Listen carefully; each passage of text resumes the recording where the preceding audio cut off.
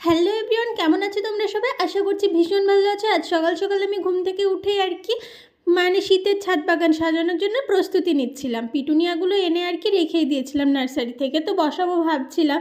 তার জন্য মাটি তৈরি করছিলাম। এখানে ছিল ডিমের খোলা, মানে ডিমের খোলা যেটা হয়, আর কলার খোসা, ডিমের খোলা, আর কোকোপিট, কিছুটা কোকোপিট আর গার্ডেন সয়েল মিক্সে একটা মাটি তৈরি করেছিলাম। আর আমরা সবাই যেন শীতের সব ধরনের মাটি প্রায় সেম টাইপের হয়ে থাকে।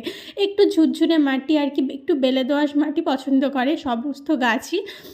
তো আমার কাছে সব ধরনেরই গাছের কালেকশন ছিল, কিন্তু আমি পিটুনিয়াগুলোই প্রতিস্থাপন করছিলাম সেগুলো। আর আমার কাছে যে পিটুনিয়াগুলো ছিল সবগুলোই কিন্তু ডবল পিটুনিয়া ছিল, ডাবল পিটালের, সিঙ্গেল পিটুনিয়া ছিল না। তো সবগুলো আমি এখানে বসিয়ে দিয়েছি। কিছুদিন পরে আমি এগুলোদেরকে ফাইনাল পটিং করব। তো তোমরা দেখতেই পাচ্ছ সব গাছ আমার বসানো হয়ে গেছে।